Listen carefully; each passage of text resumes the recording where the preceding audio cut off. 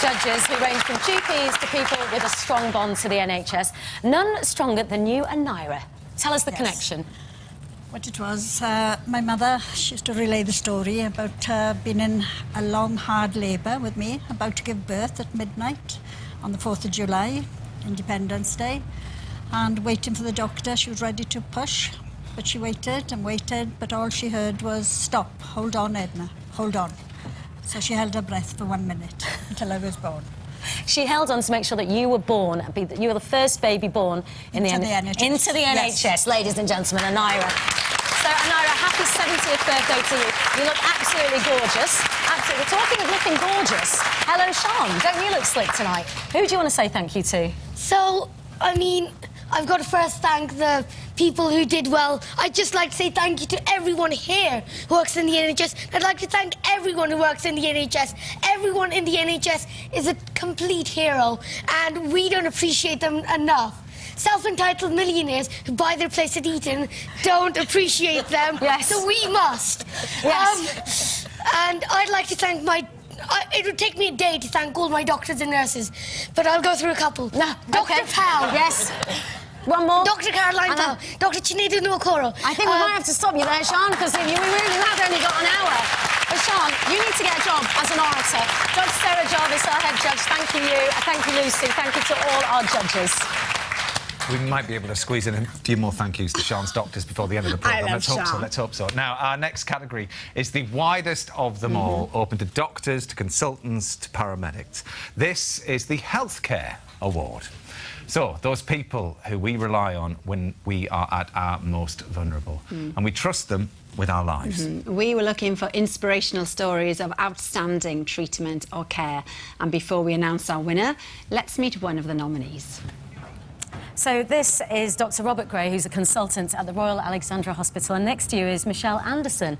Now, Michelle wanted to say a very special thank you to you. She says, for your exceptional and compassionate care you gave her mum and dad in their final years. And she said she was blown away by your kind words at her father's funeral. I'm just blown away. I'm just a consultant doing my job like thousands in the NHS.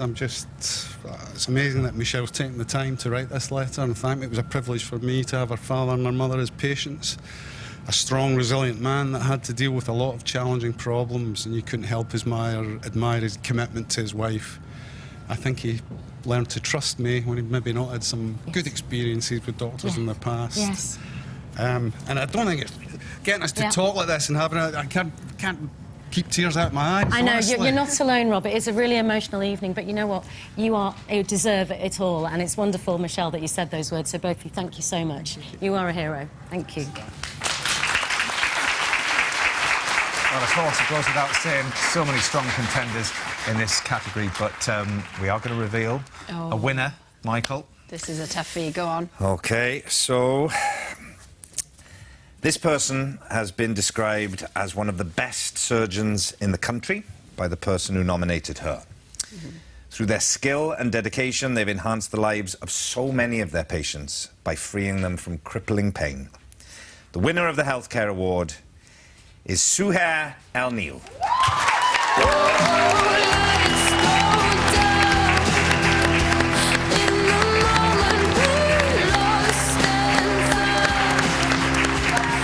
Susie makes her way to join us. Here's her story.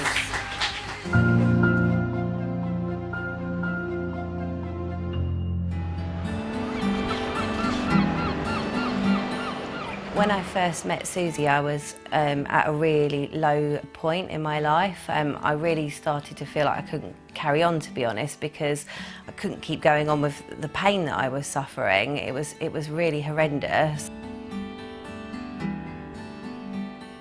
When you've got pain 24/7, you exist rather than have a life. It was just so sad because the grandchildren saw me as though the granny who was not very well.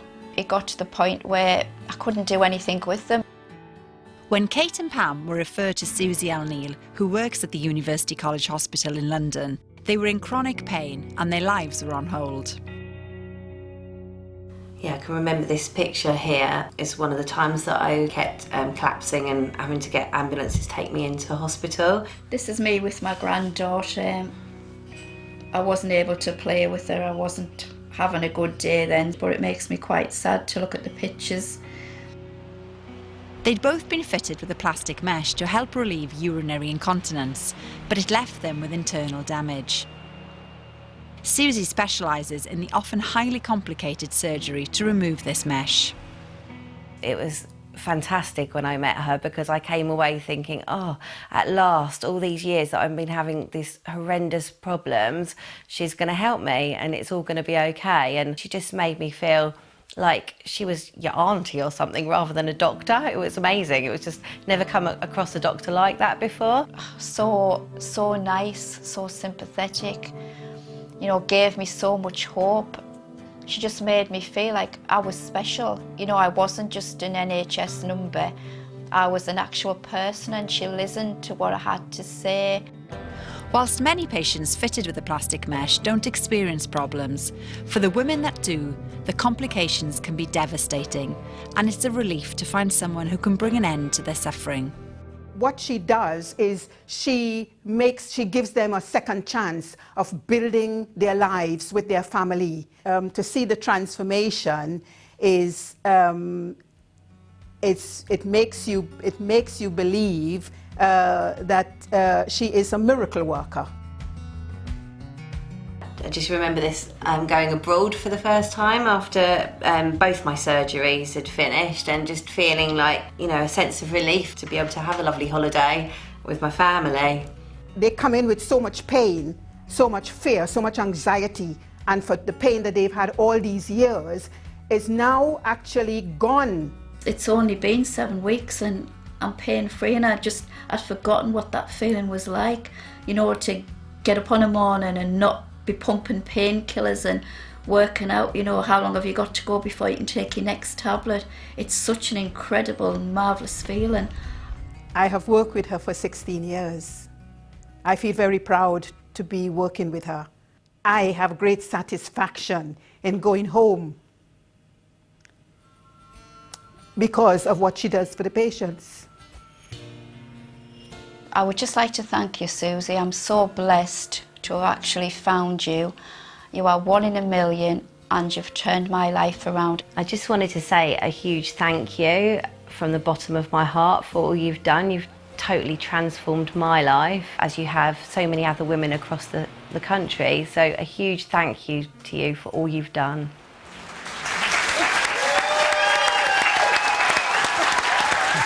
Susie, you could really tell in the film how much pain those women were in there, and you put a stop to that pain. And I'm sure you're thinking, well, you know, I'm just doing my job. Yes. But how does it feel to be recognised? It's huge, actually.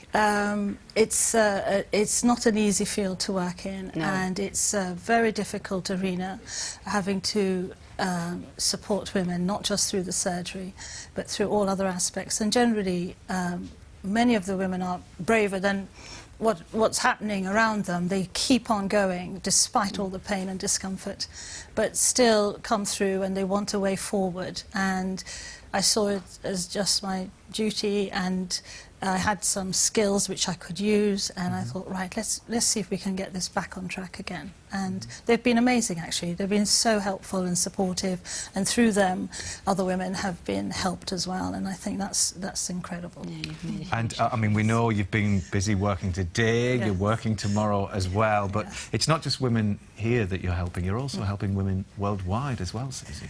Yes, we work. I work with a lot of women in under-resourced settings, and looking at helping surgeons train to do better care for women, particularly with prolapse and incontinence, but equally with other problems such as obstetric trauma, female genital mutilation, and so on. So working with women, really touching on the areas which are difficult to talk about.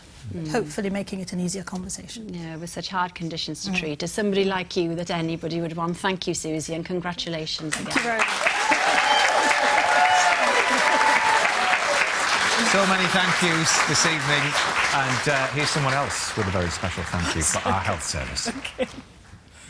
I was taken to King's College Hospital. I was in an induced coma for 4 days, which I was treated by Dr. Tom and Best team. They were amazing. After that, my GP, Dr. Jasani, and if it wasn't for all of them, it would be very, very hard for me. So I just want to say massive thank you.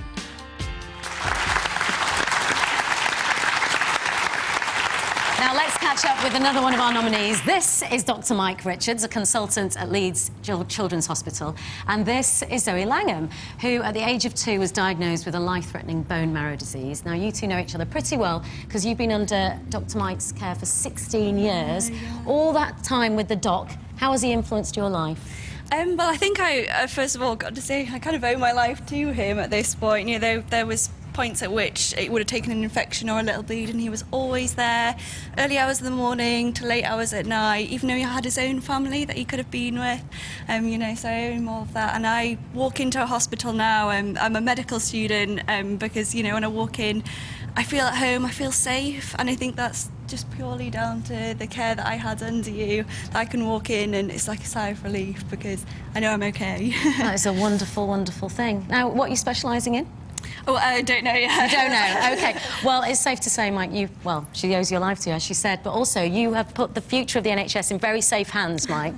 Now, I'm also going to grab a quick chat with someone whose career was inspired by your mother too. Now, this is Alison. Yes. Hello, Alison. Tell us about your career choice and how it came about. When I was teenager, the end of my teen years, I decided that I wanted to train as a nurse and midwife like my mother, because as I grew up I saw the work that she did and I was truly inspired.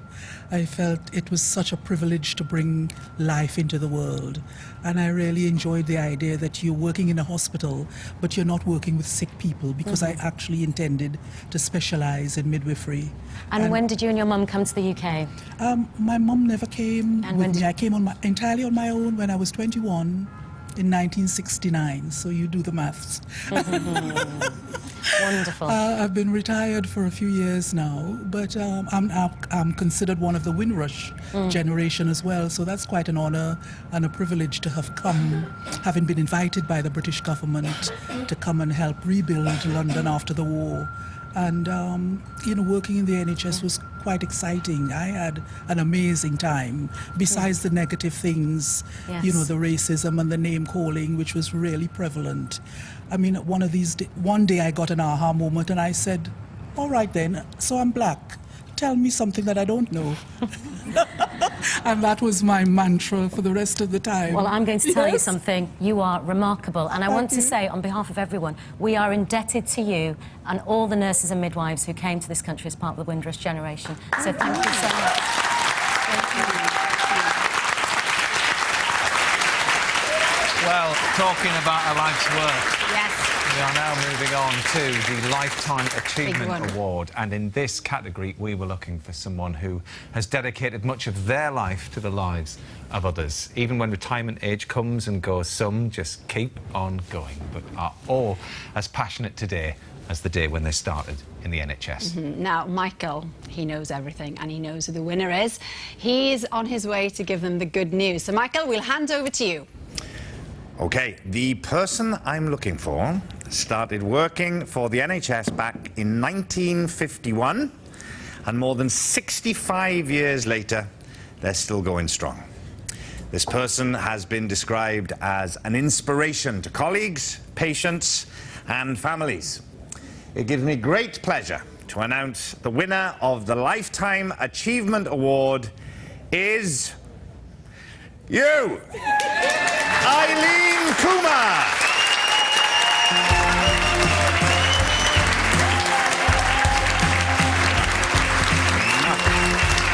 Congratulations.